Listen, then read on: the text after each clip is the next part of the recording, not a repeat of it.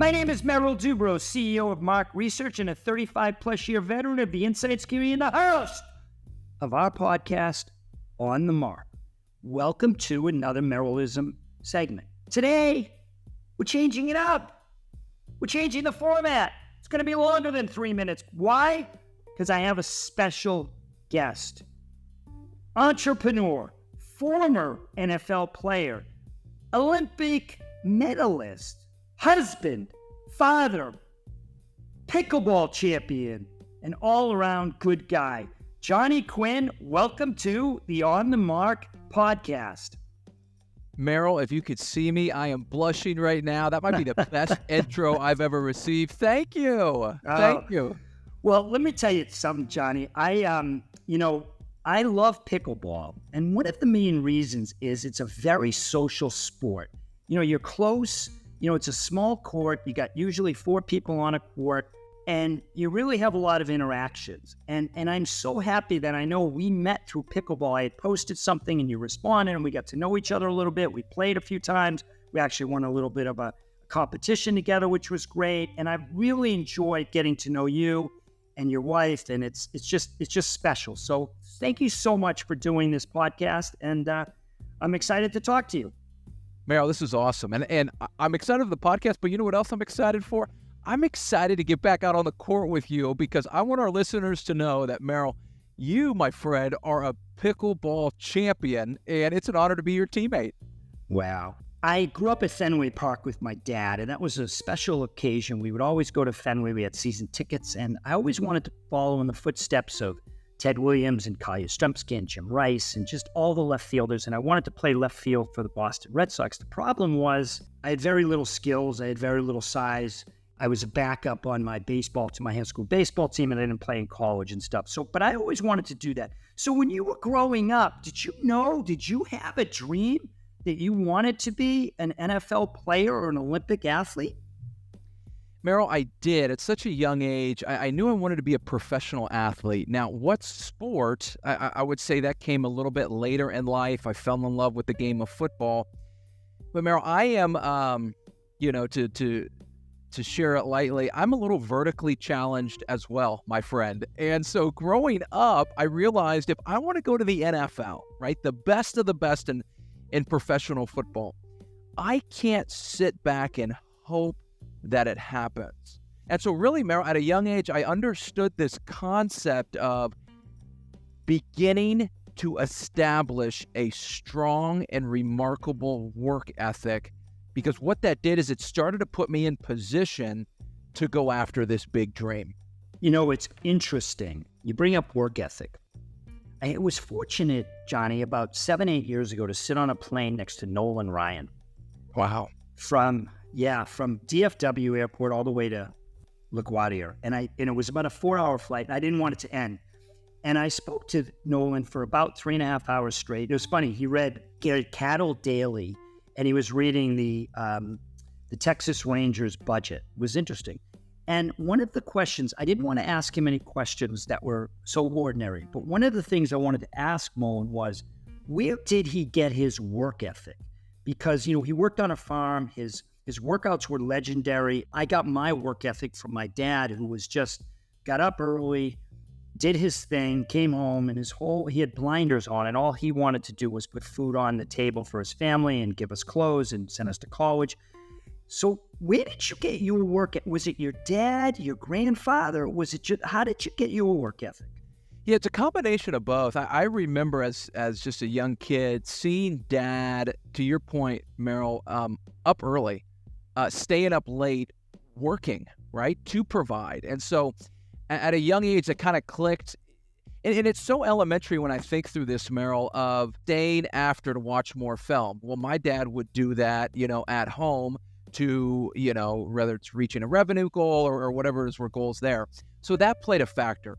Another big factor for me, Merrill, watching pro football growing up, I grew up in the 90s, and who was dominant in the 90s? It was the Cowboys and the San Francisco 49ers.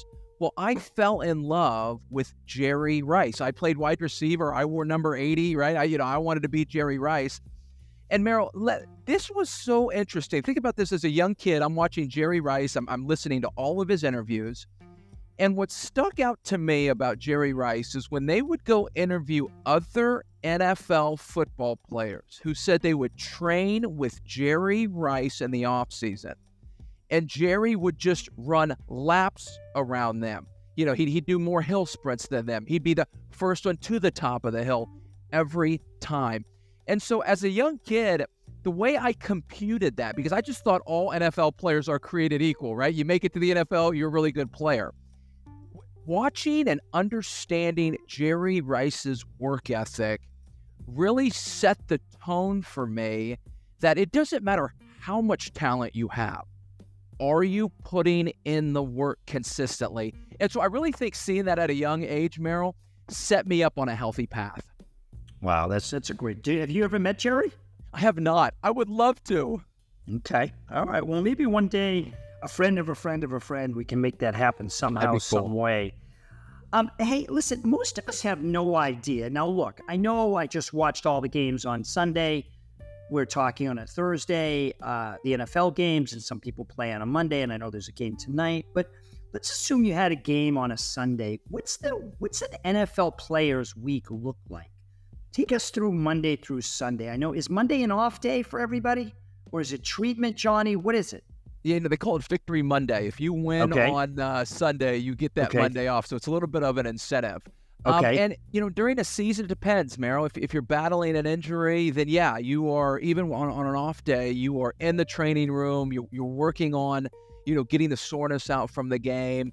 And you're already starting to dive into film study of the upcoming opponent, right? You're watching their game from the previous Sunday. So everything throughout the week, Merrill, is getting you ready for that next game. So it's almost like, Merrill, you've got a kind of like a repeat schedule every week to prepare your body and your mind for the upcoming competition. And so you really start to get into these daily routines or these habits of consistency. And that's what you want to see. And what I've noticed at the elite level, Merrill, is that these men, let's take NFL for example, but really in life, men and women in sport and business, doesn't matter. The ultra performers, Merrill, they are consistent with their effort level. And it's been neat for me to see that in the NFL and in the Olympic space. Wow, that's great. So let's go back. And whether it's I know you played at McKinney, so McKinney High School, or in the NFL, I know you played for a number of teams, including in the CFL.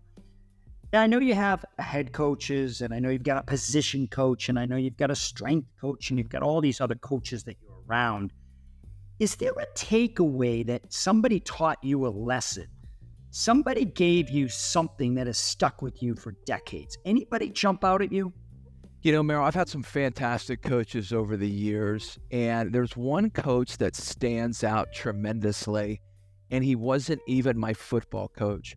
Merrill, he was my track and field coach at the University of North Texas. Now, think about this. I'm trying to go to the NFL. I get an athletic scholarship, a football scholarship to UNT, and what I realized is if I'm going to go to the NFL, I have to get faster. And so it made logical sense for me to walk onto the track and field team.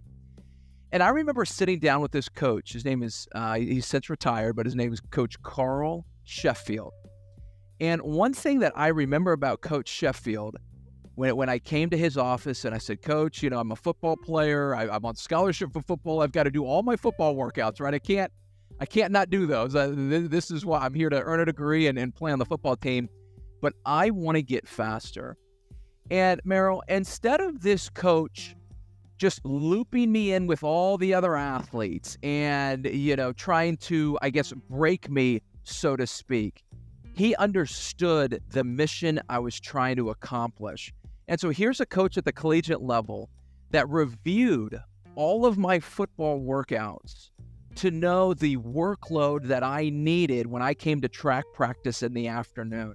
And so, Merrill, being part of that or having that interaction with him during those 4 critical years of my university study as I'm trying to, have a fantastic college career to go to the NFL, that a coach would actually take the time and understand the individual. that, I mean, here I am, 20 plus years later, and that has made a huge mark on my life. Yeah, no, that's some really good takeaways there. So, when you think about overcoming obstacles, right? So overcoming things that have happened in your life, whether you're on a football team and life is great, and for whatever happens, you get injured, or for whatever reason you get cut and you got to start over and you got to prove yourself to another team. Talk a little bit about overcoming obstacles for Johnny Quinn and how you kept moving forward and not giving in to those obstacles.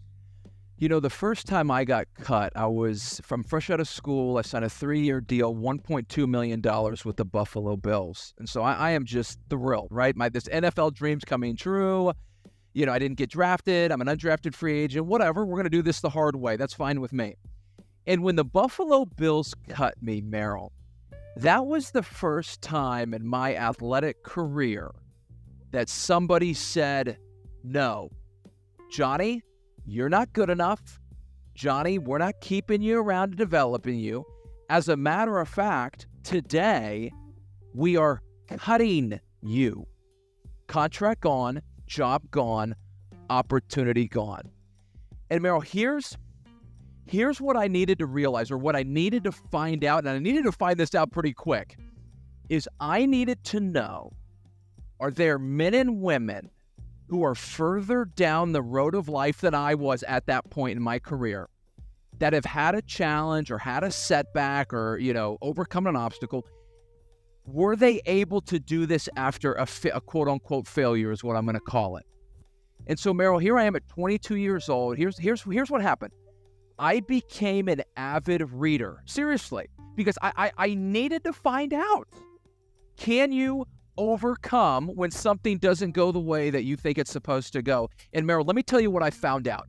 I started to find out, you know what? That's actually a freaking prerequisite to success, right? That's actually a prerequisite to accomplishing future outcomes, is finding a way to navigate the storm. And Merrill, for me, it was getting cut in the NFL.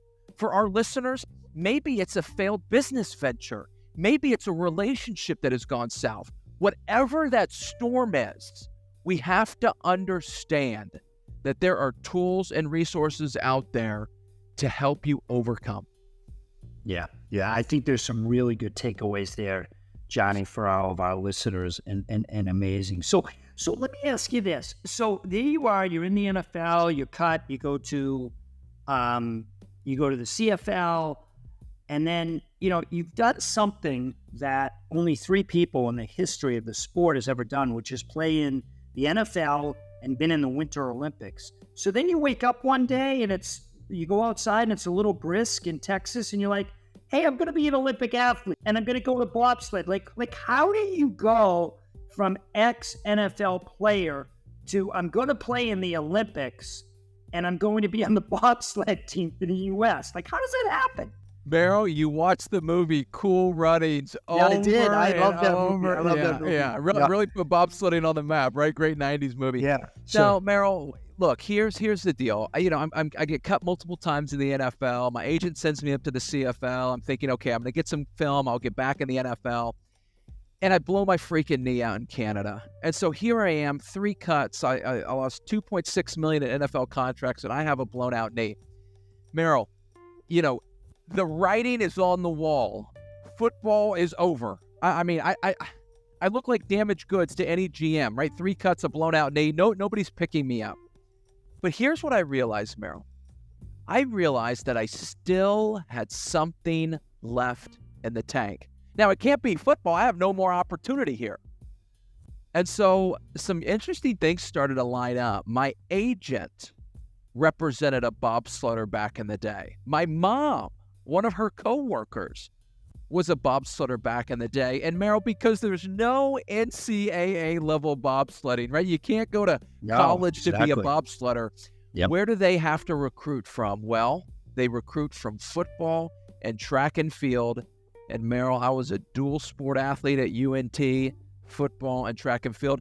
And so I fit the mold on what they were looking for physically. But to your point, when you grow up in Texas, we don't really get any snow, right? So No, it's like, no.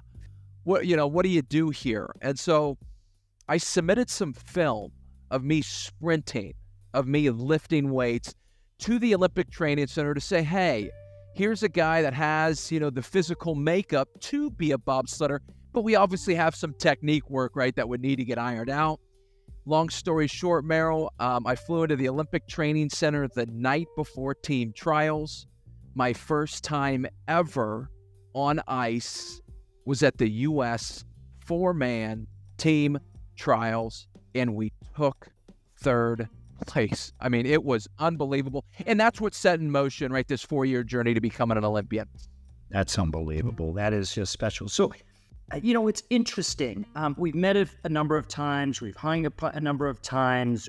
I've gotten to know you a little bit. I've met your wife before. I got to tell you, you've accomplished a lot of stuff, right? So you're not just an entrepreneur, not just a husband, not just a son and a father, but you played in the NFL, which is cool. It's sexy. There's only about less than 1,500 people a year that play in the NFL. You're one of 3 people, Herschel Walker and Jeremy Bloom, who've ever played in the NFL and who've ever from the Olympics. And how do you keep your ego in check? I know that's weird of me to say, but I've never felt that you're like, look at me, I'm Johnny Quinn, Olympic athlete. Look at me, I'm NFL star Johnny Quinn. Look at me, I'm Johnny Quinn who wrote a book. Look at me, I'm Johnny Quinn who kicks ass on the pickleball court. How do you keep your ego in check? Because I got to tell you something, Johnny, and I'm not saying this just because I really like you a lot. It's really refreshing. Well, Merrill, thank you. Thank you for saying that. Let me just help. Let me. So on the Olympics, we sent 2 sleds to Russia. I was on the sled. We missed the medals by 1.8 seconds. Now we did get a American flag on the sled, but I unfortunately didn't bring a medal back to our country. That being said, let's think through this. Merrill, I'm always looking down the road, right? I've since retired from sport. You could say, I'm back at it on the pickleball court with you and some other buddies. Sure. Here's the thing. Yep. As I look back on my career as an athlete, I want going to the NFL, or I want going to the Olympic Games, right? I mean, to wear the red, white, and blue, represent our country on the world's greatest stage, it literally was remarkable. I mean, I'm just getting goosebumps thinking about opening ceremonies. I mean, it was amazing, okay? But Merrill, I want that to be like number 13 or 14 on things that I've accomplished in my life. And I think some people would, if you're familiar with sports, would say that's weird because isn't that supposed to be the top thing you've done? Well, Merrill, I don't like that. And so what this does is it's helped me repurpose my daily decisions and my actions on what I'm looking to accomplish. And so while I've had an incredible career and journey through the world of sports, and I'm a sports fan and I love it, but that doesn't define who I am, right? And so I'm always thinking of the future and what's to come. And what that does, Merrill, is it helps me understand that my actions today, how I treat people, how I interact on the pickleball court, off the pickleball court, on LinkedIn, at a speaking engagement, Merrill, all that matters, and there's value in that. Wow. I got to tell you, Johnny, I really enjoyed getting to know you. I know all of the listeners will enjoy this segment. I'm going to ask you, if they post questions online, will you answer them on this post? I would love to do that, please. Okay. Yes, that would be fantastic. Perfect. Well, again, I say thank you to author, husband, father, keynote presenter, entrepreneur, former NFL player, Olympic athlete. Johnny, I can't thank you enough for being on today's podcast. Thanks for listening, and I look forward to hearing from you. And stay well, stay safe, and please, everyone, stay in touch. Thank you, Merrill.